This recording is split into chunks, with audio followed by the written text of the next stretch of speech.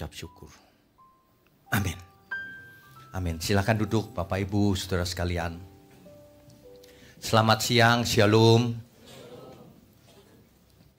Tema kita di hari ini adalah paradoks. Tadi sesi pertama temanya religius tapi munafik. Jangan-jangan ada banyak orang marah. Tema yang kedua siang ini awam tapi rohani.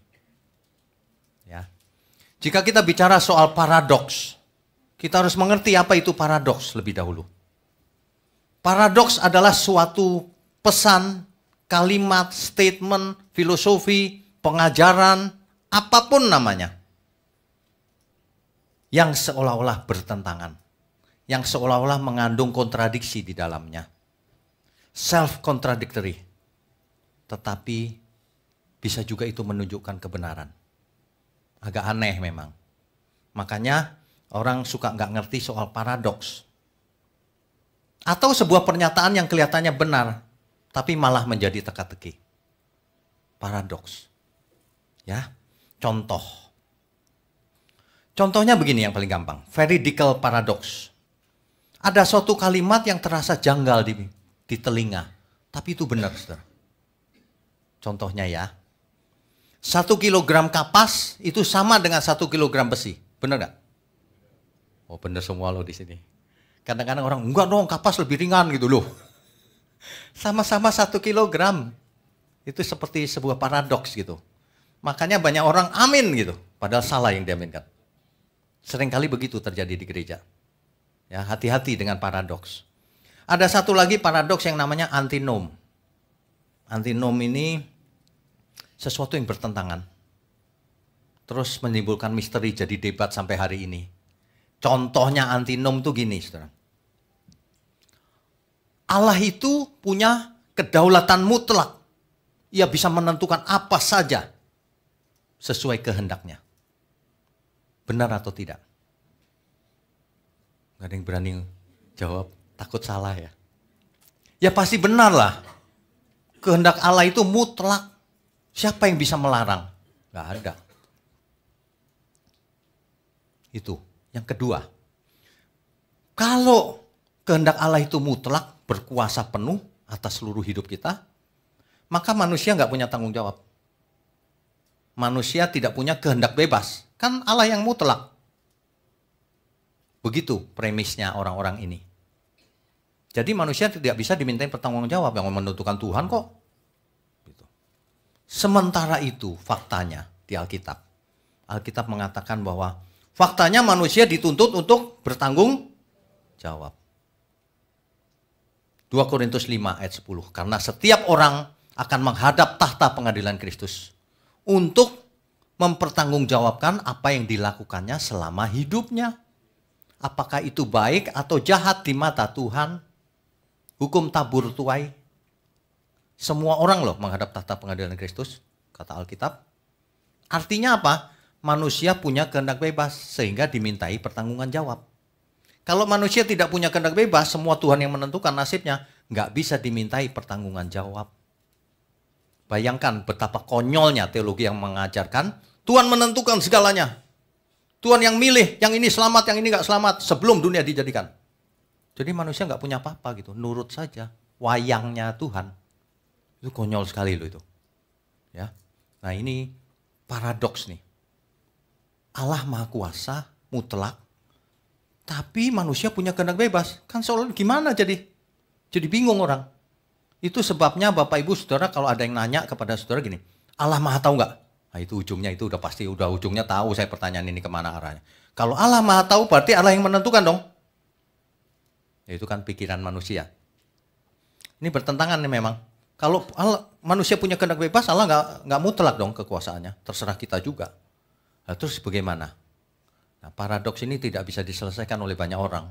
Kalau menurut saya ini sederhana saja. Kalau Allah mutlak kekuasaannya, keputusannya mutlak, kita kok nggak nurut bahwa Allah itu menciptakan manusia supaya punya kehendak bebas. Itu kan kemutlakan dari Tuhan, menciptakan manusia yang punya kehendak bebas. Lah kok nggak nurut? Kejadian 1 ayat 26.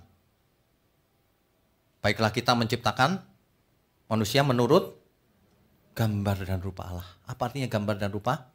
Memiliki keserupaan dengan penciptanya. Kan gitu. Kalau penciptanya punya pikiran, kita dikasih pikiran. Penciptanya punya perasaan, kita dikasih perasaan. Penciptanya punya kehendak, kita dikasih kehendak. Bayangin kalau manusia tidak punya kehendak. Robot biologis. Diprogram otaknya sama Tuhan. Nggak segambar dengan Tuhan. Dari situ aja kita sudah tahu bahwa teori yang mengatakan manusia nggak punya kehendak bebas itu salah total. Salah total. Itu bahaya sekali ajaran itu. Karena manusia nggak punya kehendak bebas, ya nggak bertanggung jawab. Yang bertanggung jawab Tuhan. Dan kita nggak usah berusaha hidup kudus. Nggak usah berusaha berbuat baik. Karena keselamatan bukan karena perbuatan baik. Ngomongnya gitu terus tuh. Dari dulu pada. Nggak tobat-tobat sampai hari ini. Padahal manusia diajar oleh Tuhan, berusahalah kau masuk pintu yang sempit itu. Kuduslah kamu sebab aku kudus. Kerjakan keselamatanmu dengan takut dan gentar. Kan begitu ya. Diajar supaya manusia ini bertanggung jawab. Apa yang kau tabur kau akan tuai. Ayat-ayat seperti ini sering disalahgunakan. Menabur, saudara. Menabur apa maksudnya? Menabur uang lagi. Nanti dibalas Tuhan 30, 60, 100 kali. Ada nggak pernah dibalas Tuhan? Nggak ada. Itu kesaksian bohong semua itu. Pakai kalkulator, 100 kali apa enggak? 60 kali apa enggak? 30 kali apa enggak? Kan enggak. Itu bohong semua itu. Di mimbar berani bohong. Ini orang-orang munafik itu seperti itu. Ngomong sesuatu demi keuntungannya sendiri. Bukan kebenaran yang disampaikan. Tidak jujur. Saudara ya, ini paradoks loh. Yang bicara di mimbar itu harusnya tidak munafik. Harusnya. Kalau kita mengaku Kristen, harusnya kita tidak munafik. Kan seperti Kristus. Iya kan?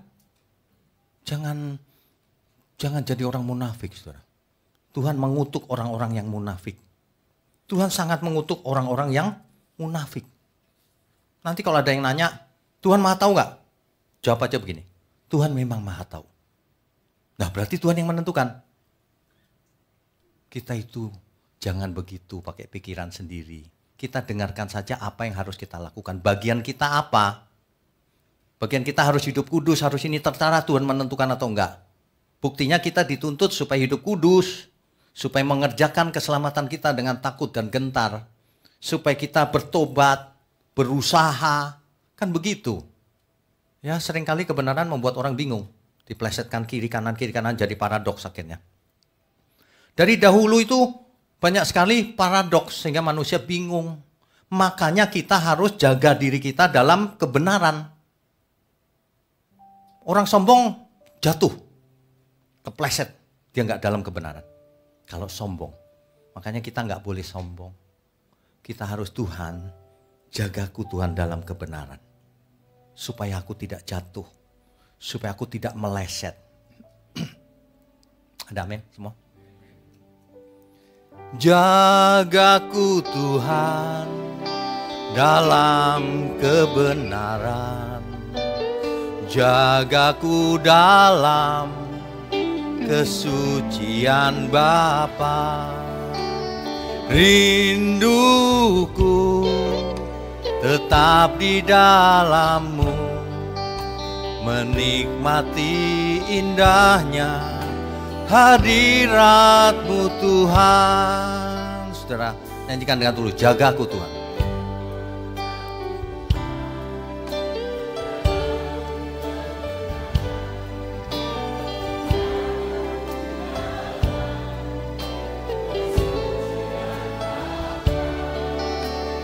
Rinduku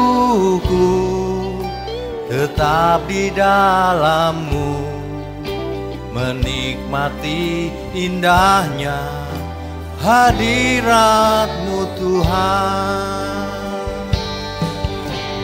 Ku percaya Kau setia,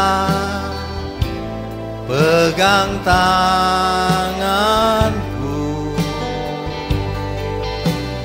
Roh-Mu yang kudus memimpinku sampai sampai sempurna. Banyak orang tidak mengerti yang dimaksud dipimpin oleh roh itu apa. Mereka pikir gini, ya udah Tuhan terserah nih, lalu diseret oleh roh gitu. Bukan. Dipimpin oleh roh itu artinya beri dirimu untuk dipimpin. Siap Tuhan, aku mau lakukan apapun yang Tuhan inginkan. Gitu. Seperti itu loh, tentara kalau dipimpin baris berbaris, diseret nggak? Kan nggak. Kiri, kanan, gerakan kirimu, kananmu yang harmonis. Kan gitu. Sama kita juga itu, kita bukan robot. Ingat baik-baik, apa yang terjadi dalam hidup kita, itu taburan kita sendiri. Kita berada seperti hari ini karena taburan masa lalu. Bukan kebetulan. Oh itu genetik Pak. Bukan. Itu taburan kita dari masa lalu. Makanya kita jadi seperti hari ini. Kalau kita di masa lalu bikin keputusan yang salah terus, gak ada kita hari ini. Makanya dari itu, mulai sekarang jangan pernah buat salah lagi. Sekecil apapun. Amin. Kita beri kemuliaan untuk Tuhan. Saudara, seharusnya orang kalau religius, agamawi, rajin ke gereja, rajin bicara Tuhan, harusnya dia tidak munafik. Teorinya gitu ya. Nah, tapi paradoks ini, banyak sekali yang ke gereja rajin, nangis-nangis kalau di gereja, bahasa roh. Tapi munafik hidupnya. Kalau bahasa roh nggak mungkin, matanya itu jelalatan. Kalau ketawa-ketawa. Ibu-ibu rupanya tahu ya siapa yang dimaksud. Kalau ibu-ibu kan tahu ya mata yang jelalatan yang mana, tahu pasti. Tahu. Coba, masuk akal nggak bahasa roh tapi matanya jelalatan? Roh apa itu pertanyaannya? Pasti bukan Roh Kudus. Roh kuda. Karena tidak mungkin seperti itu, pasti rohnya roh lain. Tidak mungkin orang punya Roh Kudus bicaranya bohong, nggak mungkin. Tidak mungkin punya Roh Kudus tapi menentang Tuhan Yesus, nggak mungkin. Nggak mungkin terjadi paradoks seperti itu, tidak mungkin. Kan ada tuh orang yang, ini maaf ya nanti sakit hati aku kalau minggu datang ke gereja mau dihibur ini malah diserang-serang, nyut gitu. Itu sehat, saudara. Anggap aja olahraga jantung. Ya, banyak orang itu kalau ke gereja itu haleluya, amin, kan gitu kan? Iya, aminnya paling kencang lagi. Tapi di luar gereja aman, nggak ada Tuhan katanya. Di gereja haleluya. Ada orang yang jalan ke sandung aja, duk haleluya. Lu ke sandung haleluya itu maksudnya apa? Gempa bumi. Ya, hati-hati saudara. Jangan kita itu nggak berasa tapi sebenarnya kita munafik. Ada amin? Nggak berani ngomong amin. Jangan saudara, ya. Sebab Tuhan benci orang yang munafik. Cinta Tuhan, tapi nggak pernah berbuat apa-apa untuk Tuhan. Cintamu itu cinta apa? Saudara mau punya pasangan hidup yang cinta kau di mulut doang. Itu cinta apa itu? Padahal Alkitab berkata barang siapa tidak mengasihi dia, tidak cinta Tuhan, dia terkutuk hidupnya. Itu sebabnya anak-anak muda dari muda ya, ikut youth, program youth di sini. Itu gembleng, dari muda harus sudah takut akan Tuhan. Punya karakter yang matang. Cari jodoh pun jodohnya dibawa ke kebenaran. Jangan jatuh dalam dosa ketika muda. Nanti pulihnya lama, buang waktu. Enggak efisien hidup kita kalau jatuh dalam dosa. Sukses di dalam Tuhan tapi. Jangan sukses untuk diri sendiri. Di dunia ini banyak sekali sumber daya yang sia-sia, terkubur. Banyak orang keahliannya macam-macam tapi terkubur, enggak dipersembahkan kepada Tuhan. Banyak orang hartanya juga banyak, tapi gantung tidak bisa dipakai siapapun karena dia yang punya mati. Tergantung di rekening bank, dormant account. Tidur di sana, saldonya, sampai selama-lamanya. Itu dosa berat loh itu. Sesuatu yang talenta diberikan Tuhan. Itu talenta. Talenta itu jangan diartikan bakat, bukan. Talenta di dalam Alkitab itu maksudnya adalah uang. Modal bisnis zaman itu. Itu perumpamaan ya, bukan uang. Semua yang diberikan kepada kita itu talenta. Waktu kita, harta kita, keahlian kita, hidup kita, semua ini talenta yang diberikan Tuhan. Makanya ketika sang Tuhan datang kembali ditanya, untuk apa talentamu itu? Pertanggungan jawab di hadapan Kristus. Jangan sampai hidup kita ini tidak berguna apa-apa selama kita hidup talenta ini. Kita tidak bicara soal harta aja loh ya, semuanya. Waktu kita untuk apa selama ini? Jangan sampai jadi paradoks. Dia kaya raya Pak, tapi dia miskin. Loh, maksudnya apa? Ya dia kaya banget tapi miskin. Saudara tahu nggak, pernah ada satu berita kalau nggak salah di Hong Kong deh. Teman saya yang cerita, waktu saya ke Hong Kong, teman saya yang orang Hong Kong cerita sama saya. Tahu nggak saudara, ada seorang pengemis mati di pinggir jalan. Keleleran kan ya. Setelah diberesin mayatnya, ketemu uang $100.000 di kantongnya. Dia miskin dalam kekayaannya. Uangnya banyak tapi miskin. Itu miskin tuh. Manusia yang kaya raya triliunan tapi miskin. Dianggap miskin sama Tuhan. Itu terkutuk tuh. Itu percuma itu kekayaannya. Orang sekaya apapun makannya juga cuma segitu kok. Emang bisa dinikmati kekayaan dunia? Nggak bisa. Bisanya cuma sedikit. Sedikit. Coba saudara bayangkan saudara dapat 1 triliun sekarang juga. Jangan-jangan agak pikirannya jadi aneh-aneh, jangan-jangan. Apa aja mau dibeli. Tapi setelah dibeli ya gitu aja. Saudara bisa bayangkan nggak? Saudara punya apa ya? Saya nggak bisa bayangin juga ya. Misalnya punya mobil 100 gitu. Ingat nggak 100-100-nya? Jangan-jangan nggak ingat kan? Iya, jangan-jangan nggak ingat. Ada orang cerita sama saya, orang kaya tuh mobilnya ada yang ratusan. Bingung juga ya, ratusan. Jangan-jangan dia pergi ke supermarket gitu ya. Dia marah-marah, ini mobil siapa ini? Parkir sembarangan. Kalau taunya mobil dia sendiri. Saking banyaknya nggak bisa bedain. Bisa gila loh saudara, kalau orang hidup untuk dirinya sendiri. Iya, itu benar. Paradoks. Ya, cuma ya banyak orang nggak mau belajar. Diajarin yang benar nggak mau. Dengerin para motivator, seneng. Aneh manusia ini. Dikasih hoax percaya, dikasih kebenaran katanya hoax. Dibulak-balik. Saudara, yang namanya munafik itu dicontohkan oleh Tuhan Yesus sebagai orang Farisi. Hati-hati dengan ragi orang Farisi. Matius 16 ayat 11 sampai 12. Hati-hati. Ragi orang Farisi itu maksudnya pengajarannya orang Farisi. Rohnya, semangatnya orang Farisi. Mereka begitu tekun belajar Taurat, belajar firman, tekun melakukan persepuluhan, buah sulung, korban bakaran, hari raya. Tapi mereka munafik. Yang paling penting gak dilakukan sama dia. Yaitu belas kasihan terhadap sesama. Makanya orang-orang munafik ini suka menghakimi sesamanya. Ciri orang munafik itu begitu. Dia religius banget. Suka doa puasa, suka ke gereja, bahkan nginep di gereja. Kalau yang nginep itu yang kerja di gereja maksudnya. Ya. Tapi hidupnya tidak sesuai dengan apa yang kita lihat. Nah ini namanya munafik berat ini. Orang Farisi itu begitu. Dia kalau lihat orang lain salah, dihukum sama dia. Pakai hukum agama. Itu orang munafik itu. Gak punya belas kasihan. Jangan sampai kita begitu. Merasa selamat, merasa Kristen, tapi tidak punya belas kasihan. Itu sebenarnya munafik. Karena Tuhan itu kasih adanya. Kalau kita gak seperti dia, bagaimana mungkin kita mengaku Kristen? Gak mungkin.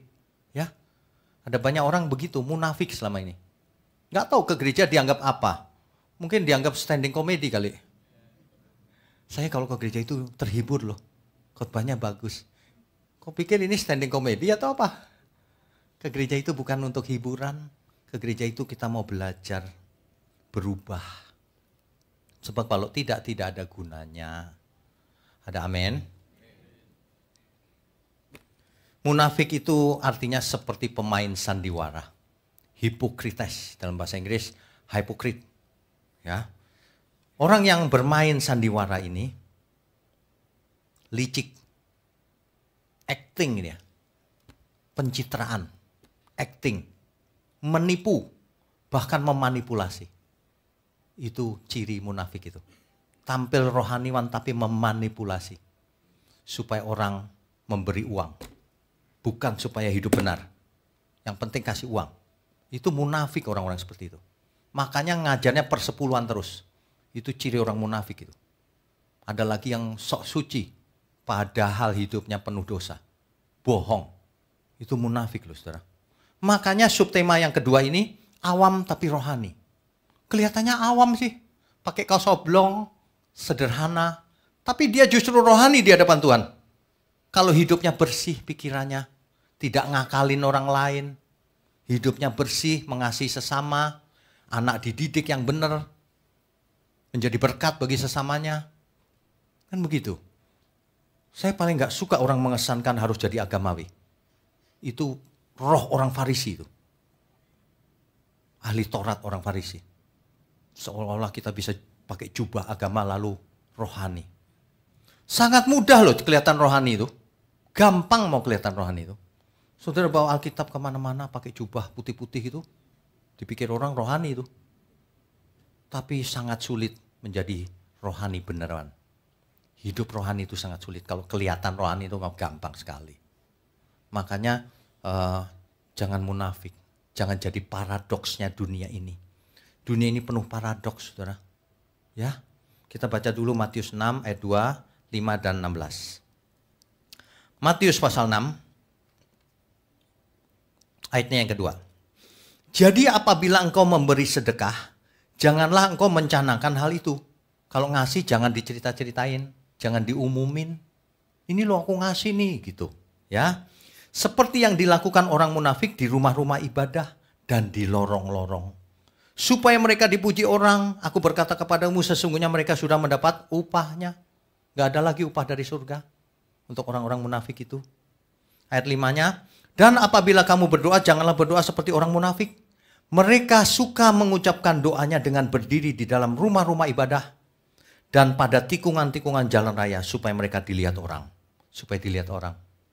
Aku berkata kepadamu sesungguhnya mereka sudah mendapat upahnya. Di zaman Tuhan Yesus, orang Farisi ahli Taurat itu kalau berdoa di pasar, di tikungan jalan, gitu. Teriak-teriak kencang biar orang tahu ini nih tokoh agama, gitu. Makanya Tuhan berkata apa? Bukan orang yang memanggil Tuhan-Tuhan yang masuk kerajaan surga. Tapi yang melakukan kehendak Bapakku yang di surga. Kalau cuma teriak Tuhan-Tuhan, itu sudah jadi kebiasaan setiap hari. Kan orang Yahudi kalau berdoa begitu tuh. Adonai gitu. Itu orang Yahudi begitu. Saudara kalau nggak percaya lihat di YouTube. Search. Shema Yisrael. Nanti ada contohnya itu. Berdoanya begitu memang. Dan doa itu nggak salah loh. Nggak salah. Yang salah adalah kalau motivasinya supaya show. Sang salah adalah kalau berdoanya udah kenceng begitu, tapi perbuatannya tidak punya belas kasihan sama sesama. Tapi memanipulasi sesamanya. Ngakalin sesamanya. Coba bayangkan. Waduh, mengerikan loh dunia ini. Dunia ini penuh dengan paradoks. Kalau kita teliti ya penuh dengan ironi. Penuh dengan sesuatu yang bertentangan. Tapi nyatanya begitu. Yesus mengutuk orang-orang yang munafik. Agamawi tapi munafik. Lebih baik yang awam kelihatannya tapi rohani. Ada amin? Lebih baik pedagang tapi yang punya jiwa rohaniwan, pendeta. Dibandingkan pendeta yang berjiwa, nah, situ yang ngomong loh ya, bukan saya loh. Kadang-kadang saya bingung, ini pendeta atau pedagang ini? Ini penjahat atau pendekar ini?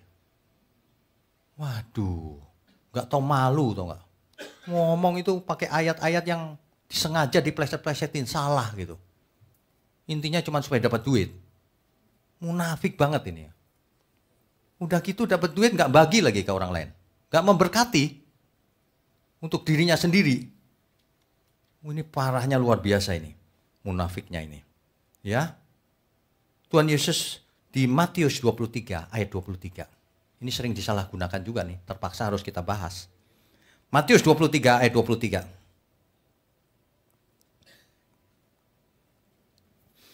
Celakalah kamu, hai ahli-ahli Taurat dan orang-orang Farisi, hai kamu orang-orang munafik.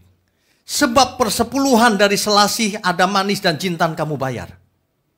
Tetapi yang terpenting dalam hukum Taurat kamu abaikan, yaitu keadilan dan belas kasihan dan kesetiaan. Yang satu harus dilakukan, yang lain jangan diabaikan. Saudara tahu nggak ini ayat ini artinya apa? Tuhan Yesus sedang marah. Kamu itu ya, persepuluhan kau bayar. Yang paling penting kau nggak lakukan malah. Aneh. Yang paling penting nggak dilakukan. Belas kasihan. Itu yang paling penting. Nah ayat ini lalu dipelintir sama penggemar persepuluhan. Itu Tuhan Yesus ngajar persepuluhan. Gitu. Perhatikan baik-baik. Ayat ini disampaikan Tuhan Yesus ketika masih hidup. Betul? Ketika Tuhan Yesus mati di kayu salib, apa yang terjadi? Dengan matinya ia sebagai manusia, ia telah membatalkan hukum Taurat dengan segala perintah dan ketentuannya. Semua batal setelah mati. Sebelum mati begitu memang, setelah mati begitu. Kalau baca Alkitab itu harus tahu runutan kronologinya. Jadi hukum yang terakhir bagaimana nih? Kita harus sunat nggak? Harus korban bakaran nggak? Harus persepuluhan nggak? Harus puas sulung nggak? Nggak ada semua itu.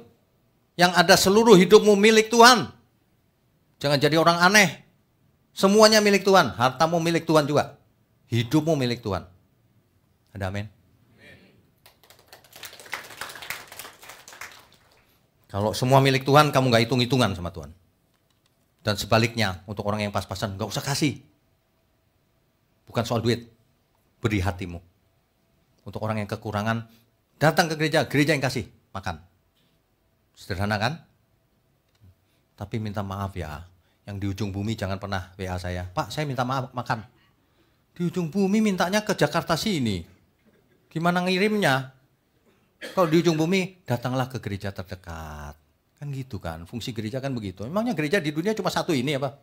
Yang lain nggak mau ngasih? Waduh, aneh ya kadang-kadang ya. Ya, nah di zaman sekarang ini, banyak orang rajin ke gereja, persekutuan, Minggu ibadah, Senin persekutuan doa, Selasa latihan choir, Rabu pendalaman Alkitab, Kamis doa, malam doa, Jumat Kliwon, Jumat ke gereja lagi. Ada kegiatan apa? Sabtu waski. Minggu ibadah lagi. Waduh, segenap hidup itu berarti. Itu semua kegiatan agama itu enggak masalah. Yang penting jangan tidak sesuai dengan hidup kita. Semua itu dilakukan tapi hidupnya, kalau misalnya anak muda nilainya jeblok. Kalau karyawan males. Seorang suami nggak setia sama istrinya. Omong kosong semua itu. Lebih baik orang yang awam. Tapi dia takut Tuhan. Meskipun nggak rajin ke gereja. Nanti lama-lama dia mengenal Tuhan. Barulah dia rajin ke gereja. Kan begitu.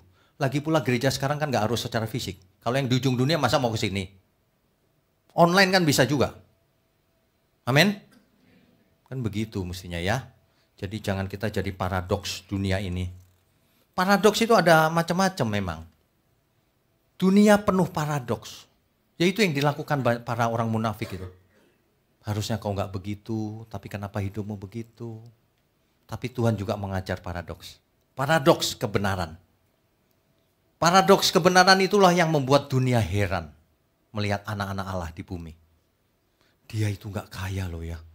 Tapi kok dia happy ya? Itu paradoks kebenaran tuh. Dia itu sederhana loh hidupnya. Tapi kok dia happy ya? Dia takut Tuhan. Keluarganya harmonis. Anak-anaknya takut Tuhan. Oh mantep itu. Dibanding dia itu konglomerat loh. Tapi kasihan hidupnya. Sendirian. Orang-orang gak mau sama dia. Istrinya gak mau, anaknya gak mau. Kan aneh. Paradoks. Makanya kita harus jadi paradoksnya Tuhan, kebenaran. Meskipun pohon ara tak berbunga. Lembu sapi terhalau dari kandang, hilang. Apalagi? Semuanya mengecewakan. Tapi aku bersorak-sorak memuji dia. Wah, itu baru paradoks. Dunia heran. Dia cari apa ya? Semuanya hilang kok dia tetap oke ya. Nah itulah iman yang benar. Amin ya. Jadi kemuliaan untuk Tuhan. Teologi kemakmuran itu harus dihancurkan. Itu merusak jemaat. Haleluya kalau saldonya lagi tinggi. Kalau tanggal tua, haleluya. Pelan bener haleluyanya. Mulai sekarang harus dirubah itu mindsetnya itu. Kita dalam keadaan sehat, haleluya. Dalam keadaan sakit, sama, haleluya. Gak penting mau sakit mau sehat. Gak penting banget. Makanya kalau keadaan lagi sakit, saudara yang gak enak badan, latihan. Gak enak badan itu begini ya Tuhan. Marahin di sini, makanya lu jangan sombong. Baru gak enak badan aja udah gak enak badannya. Ya, saya sering eksperimen kalau lagi gak enak badan gitu ya. Aduh Tuhan gak enak badan nih. Tapi gak apa-apa aku tetap senang. Sambil merinding-merinding sambil senang. Ya gitu. Biar bisa merasakan damai sejahteranya Tuhan. Dalam segala hal. Mestinya begitu. Jadi tanda ajaib di bumi. Ini ajaib orang ini. Paradoks nih. Paradoks nih. Makan sama tempe aja sama sambal aja kok lahap banget dia ya. Paradoks. Sementara orang yang makan mewah di restoran gitu, makannya bahasa Jawanya mele-mele. Ngerti mele-mele nggak? Nggak ngerti ya, mele-mele itu gini.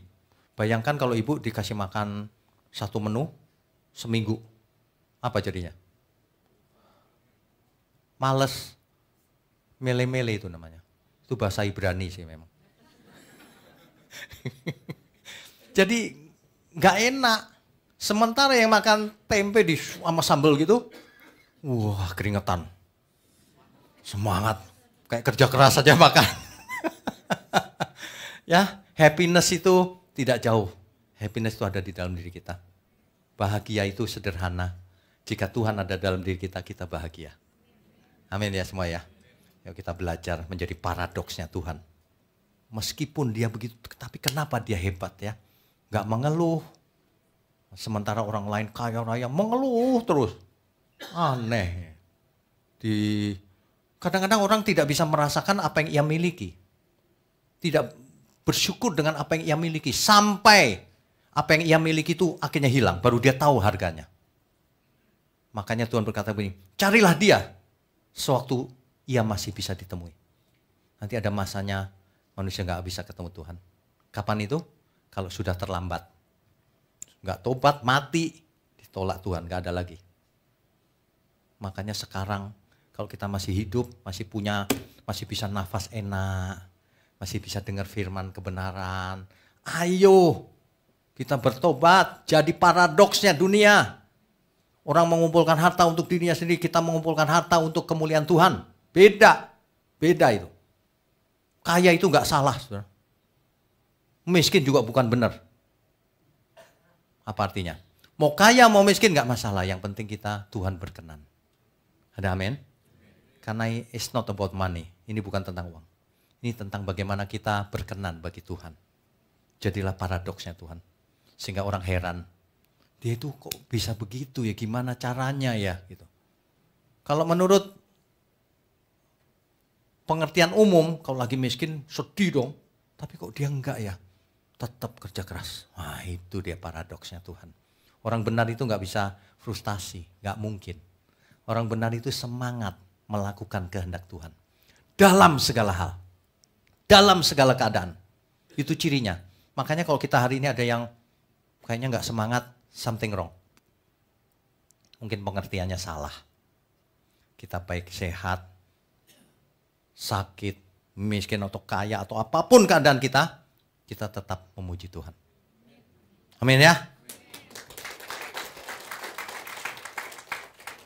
Bapak Ibu Saudara sekalian, kalau kita baca Alkitab ya, itu banyak sekali ajaran Tuhan Yesus yang kelihatannya seolah-olah paradoks. Misalnya, Matius 5 ayat 3. Berbahagialah orang yang miskin di hadapan Allah.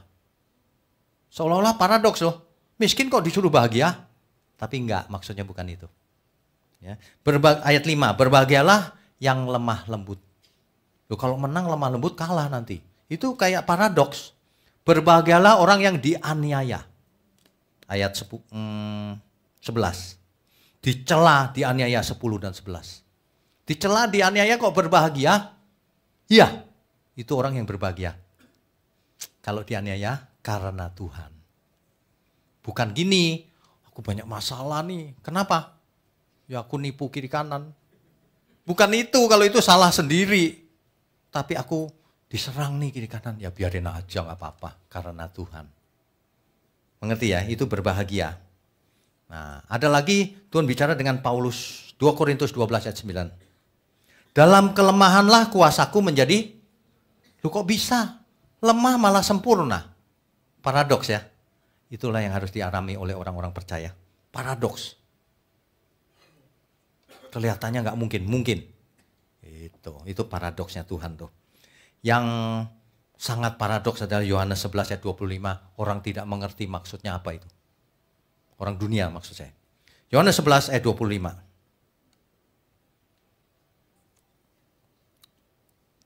Jawab Yesus, akulah kebangkitan dan hidup. Barang siapa percaya kepadaku, ia akan hidup walaupun ia sudah. Coba Bapak Ibu ngomong sama orang dunia, gak ngerti tuh. Kamu ngomong apa sih? Hidup meskipun sudah mati. Gak ngerti orang.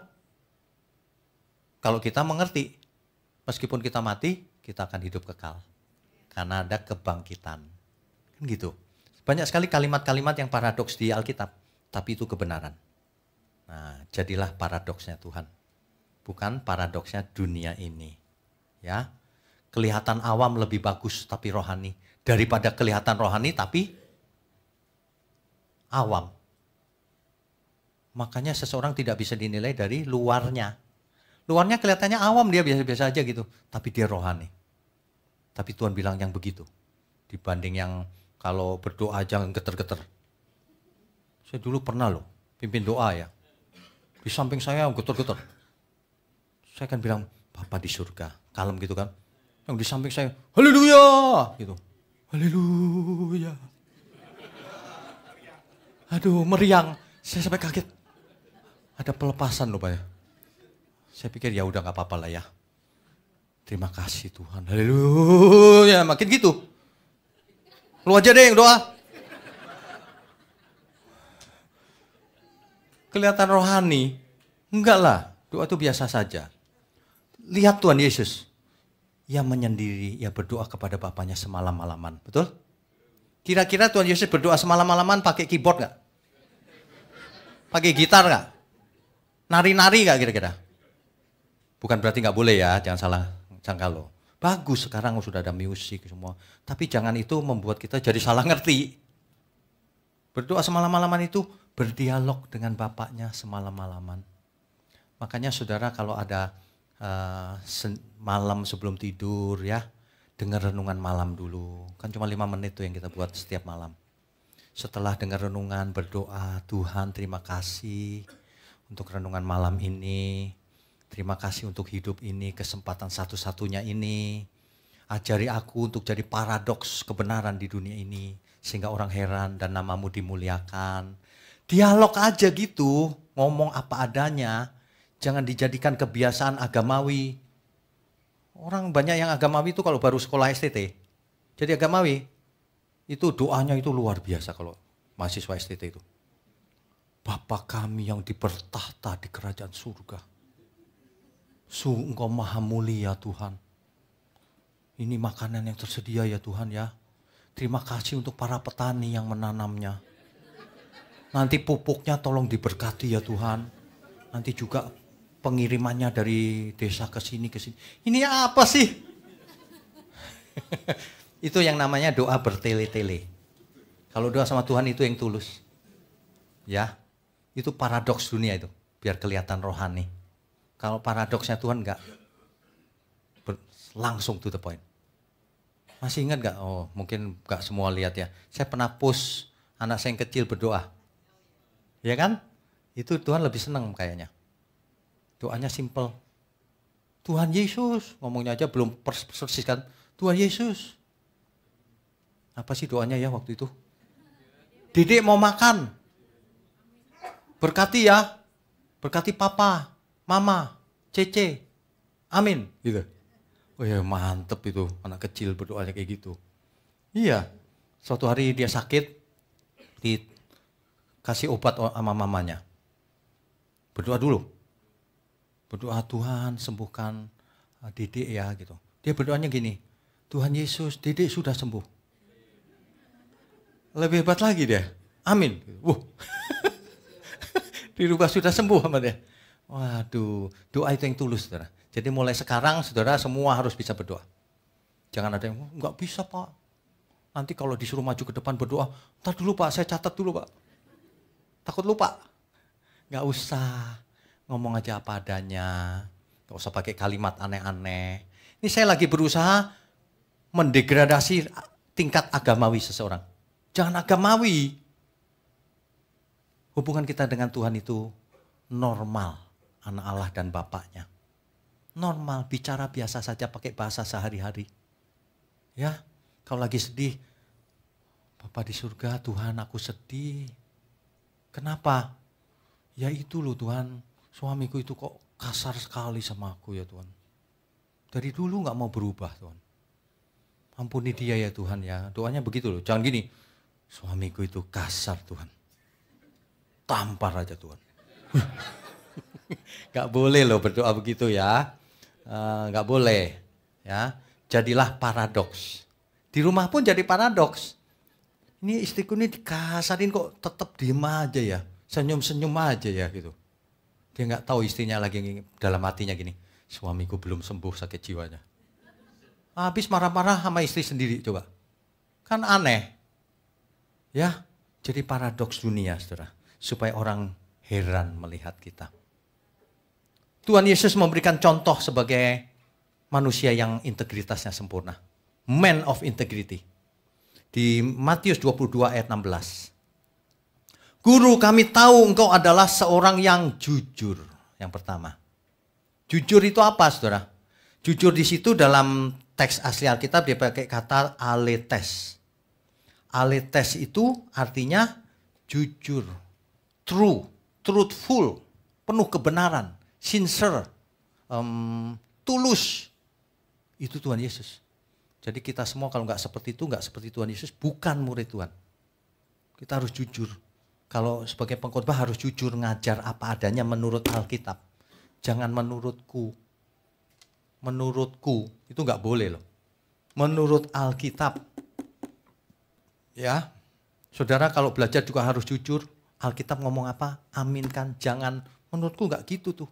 Jangan merubah-rubah Alkitab. Dunia ini makin lama makin parah loh. Orang berani loh merubah Alkitab. Saya kadang-kadang lihat, aduh Tuhan, kenapa ya orang-orang ini berani ya? Berani mengubah Alkitab. Sebenarnya ya, orang yang anggap enteng firman Tuhan itu orang yang munafik. Kalau kau anggap enteng firman Tuhan, ngapain kau ke gereja? Ngapain jadi pembicara? Ngapain puji-puji Tuhan Yesus, ngentengin firman-Nya. Orang aneh kan sebenarnya.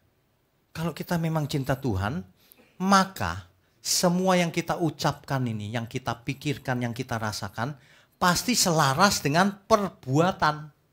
Itu arti integritas itu. Selarasnya pikiran, perasaan, kehendak, dan perbuatan. Itu integritas namanya. Orang yang tidak punya integritas pasti orang munafik. Gitu loh. Ya, pasti orang munafik. Orang munafik pasti tidak punya rasa cinta akan Tuhan, gak mungkin. Itu sebabnya saya belakangan ini sering mengatakan iman yang benar tidak hanya pakai pikiran. Iman yang benar itu termasuk pakai perasaan. Karena iman itu cinta Tuhan. Cinta itu bukan cuma pikiran, perasaan juga. Perasaan juga. Makanya kitab Mazmur itu hebat luar biasa itu. Menceritakan bagaimana pemazmur memuji Tuhan. Dengan perasaan, bukan dengan logika. Kalau saudara memang cinta Tuhan, pakai perasaanmu untuk cinta Tuhan, bukan dengan logika saja.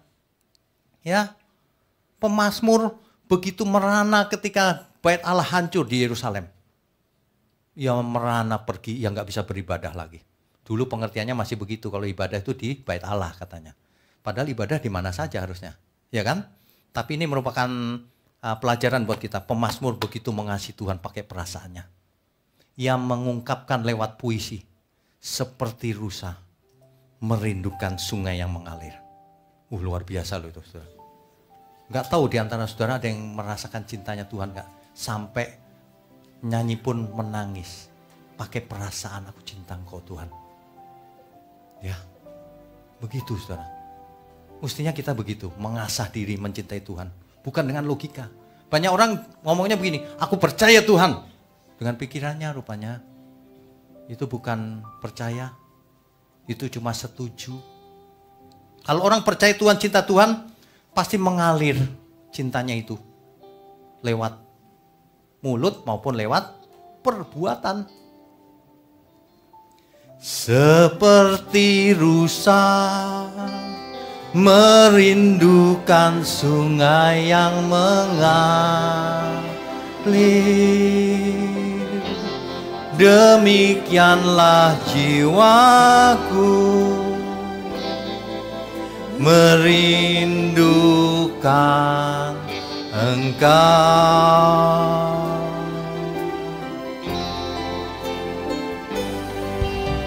Tuhan Rajaku, padamu sangat haus jiwaku. Bila ku boleh datang memandangmu, Tuhan, seperti rusa merindukan sungai. Seperti rusa merindukan sungai yang mengalir, demikianlah jiwaku merindukan Engkau.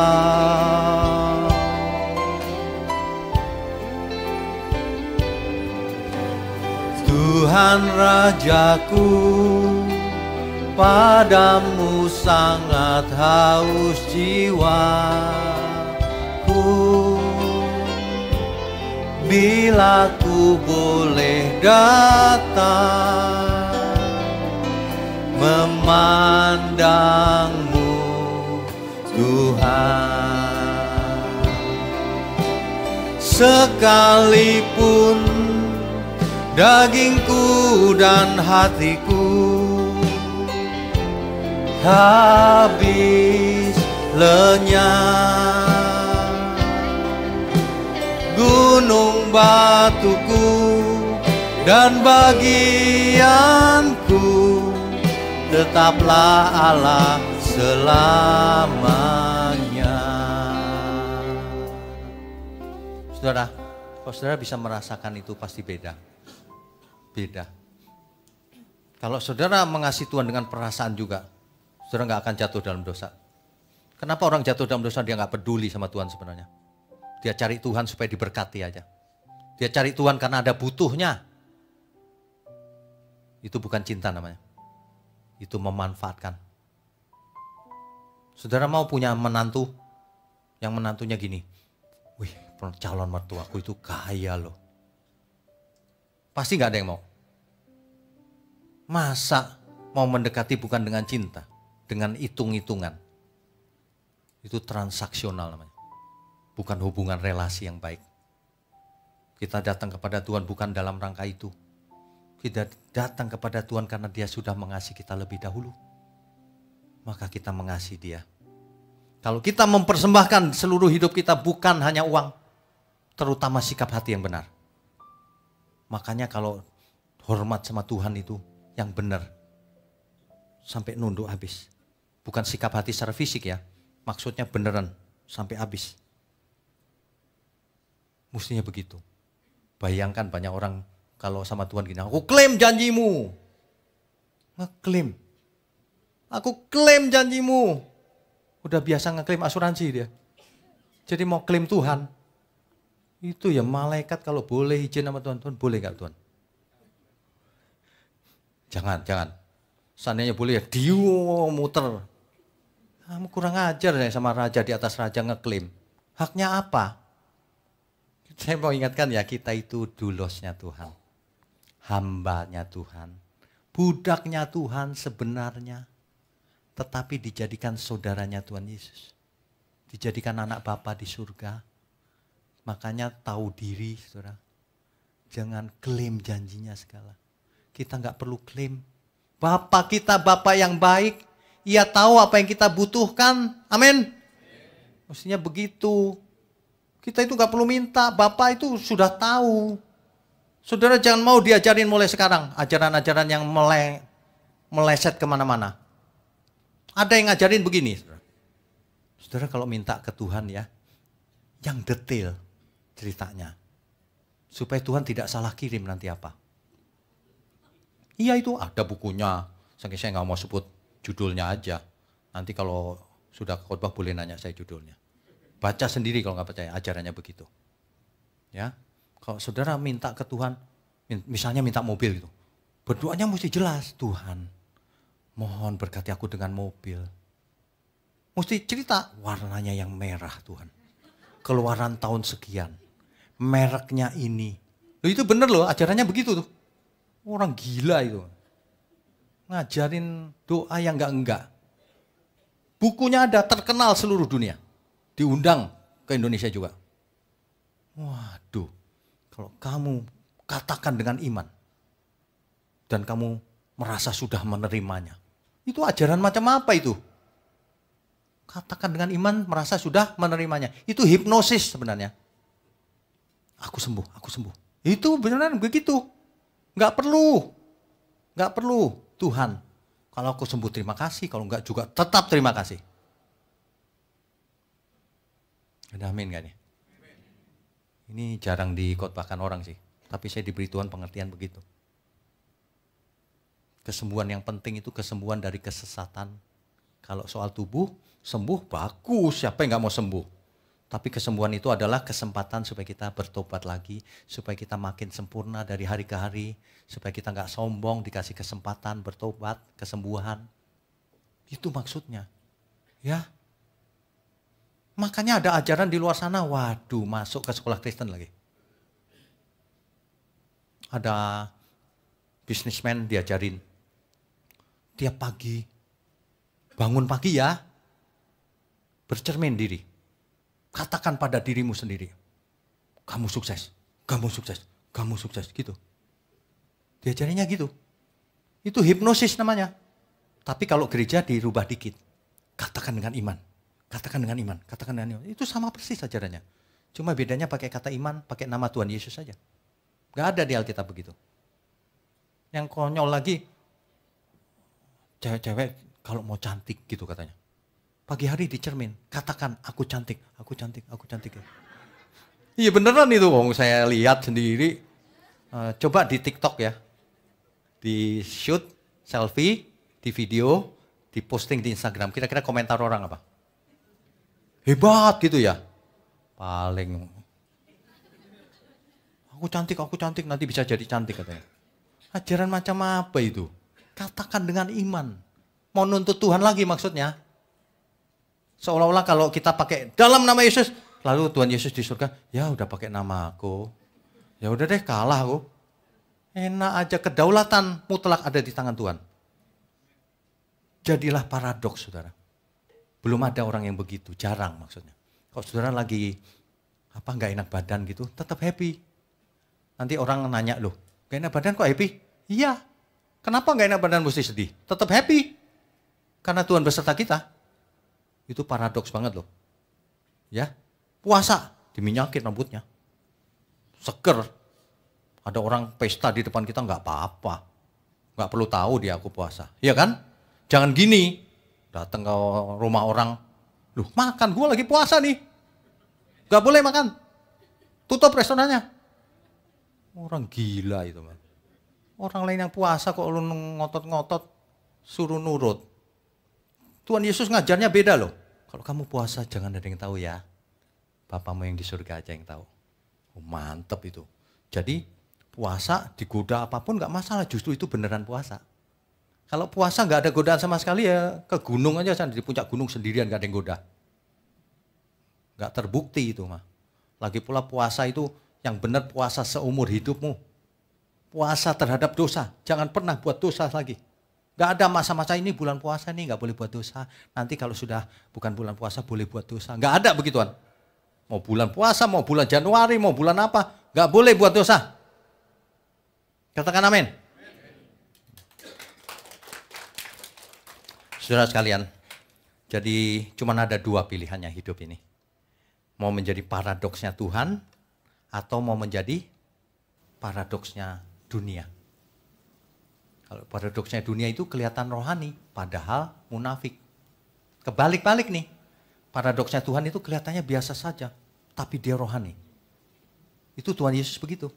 Tuhan Yesus kemana-mana, dia nggak memposisi dirikan sebagai rohaniwan yang tidak terjamah gitu. Enggak, justru dia bicara dengan para pelacur, dengan pemungut cukai. Dia merakyat, saudara. Makanya para rohaniwan yang munafik itu tidak suka. Ini rabi apaan nih bergaul dengan pelacur gitu.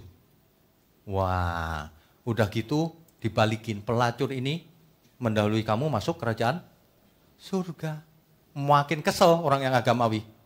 Gimana sih? Iya karena pelacur ini bertobat, kamu nggak bertobat.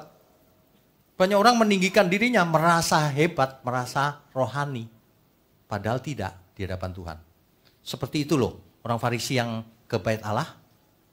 Lalu ada pemungut cukai berdiri di paling belakang, duduk paling belakang, ya kan? Saya orang Farisi paling depan. Aku membayar persepuluhan loh Tuhan. Aku sudah lakukan seluruh hukum Taurat. Tidak seperti itu tuh, yang di belakang tuh. Itu. Waduh. Alkitab langsung bilang yang dibenarkan orang yang di belakang itu. Kenapa? Karena pemungut cukai itu menepuk dadanya, aku orang berdosa, ampunilah aku. Beda dengan yang di depan. Ini bukan yang duduk depan sini loh ya. Bukan. Besok-besok nggak ada yang berani ke depan. Ya, hati-hati saudara. Kita belajar dalam hidup ini cuma sekali. Lepaskan topeng-topeng kemunafikan itu. Gak penting itu. Ya, jadilah orang yang seperti awam. Sepertinya tapi rohani. Ciri-cirinya itu menyenangkan Tuhan. Dalam segala hal. Amin ya. Ya. Jadi kalau kita mau paradoks kebenaran, itu seringkali melawan arus. Semua orang lari ke sana, kita lari ke sana. Lari ke Tuhan. Itu jangan takut melawan arus, asal benar. Asal benar. Serius mengajar kebenaran, serius belajar kebenaran. Jangan anggap enteng, saudara. Hidup ini cuma satu kali, mendingan kelihatan awam tapi rohani. Dibanding kelihatan rohani, tapi tidak rohani. Ya, dulu paradoks banget nih. Di zaman perjanjian lama, umat pilihan itu Israel. Umat pilihan dipilih Tuhan, malah binasa. Paradoks banget loh. Hari ini kita semua umat pilihan, tapi jangan binasa. Di perjanjian lama umatku binasa karena tidak mengenal Allah. Hosea 4 ayat 6. Kenapa tidak mengenal? Mereka nggak mau belajar, mereka menolak pengenalan itu.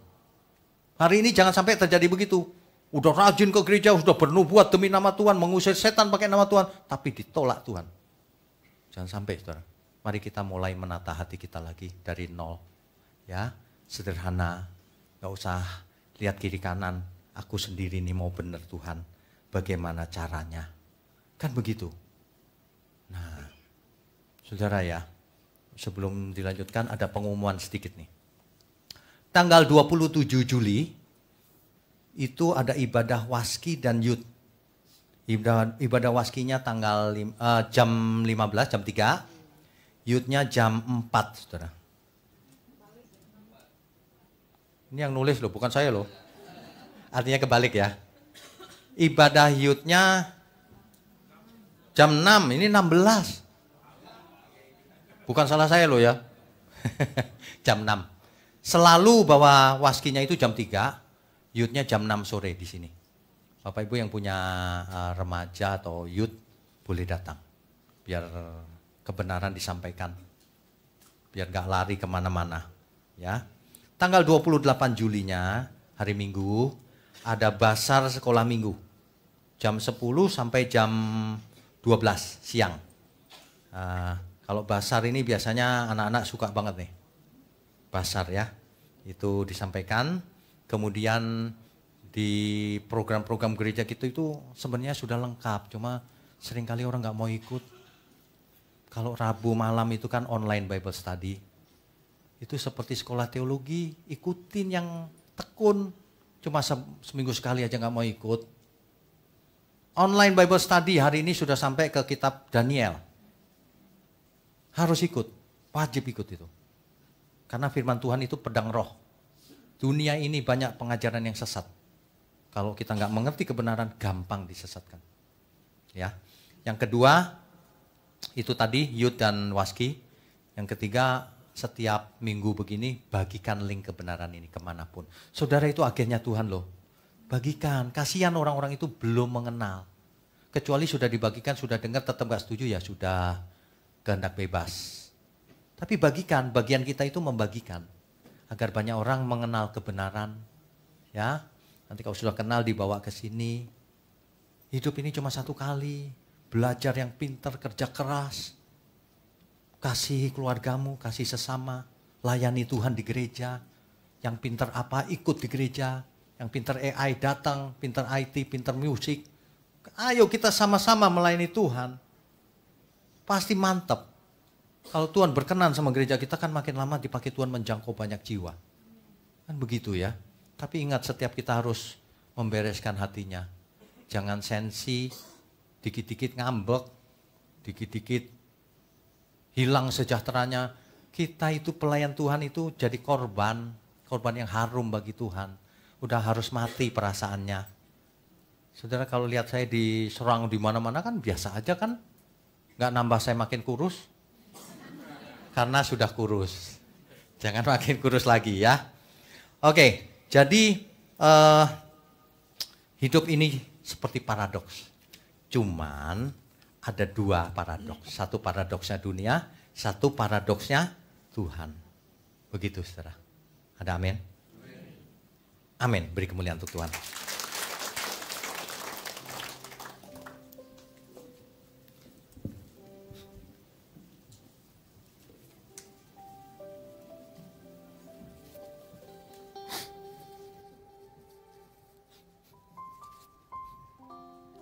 Saudara, saya undang semua untuk bangkit berdiri. Kini ku sadari bahwa aku berhutang bukan kepada daging hingga binasa, tetapi kepada roh hingga ku hidup kekal. Roh Kudus pimpinku kebenaran. Engkau jadikan aku anakmu. Musik saja. Bapak Ibu saudara sekalian, hidup ini cuma satu kali. Jangan sia-siakan hidup ini. Jadilah paradoksnya kebenaran. Jadikan semua heran dan nama Tuhan dipermuliakan. Meskipun kita begini begitu, tapi kita tetap happy bersama Tuhan. Tetap menjadi berkat bagi dunia yang gelap ini. Dari wajah kita terpancar kemuliaan Tuhan sampai selama-lamanya. Ada amin?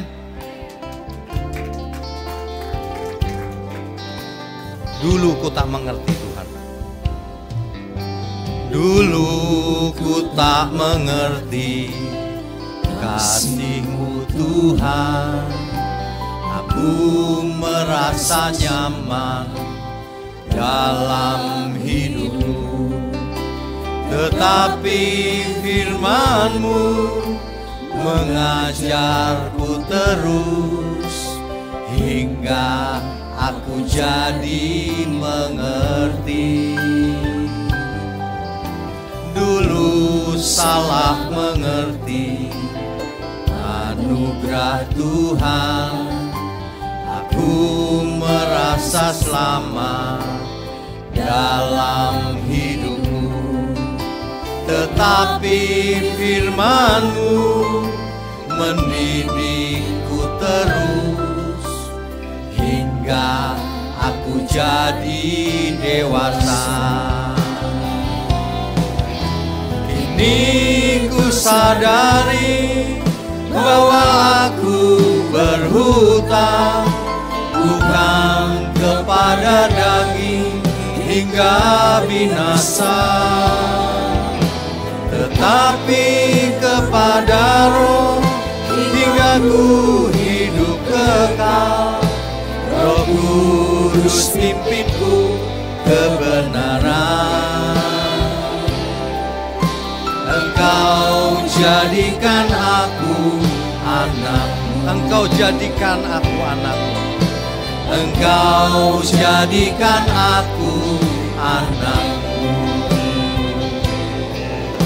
Engkau jadikan aku anak-Mu.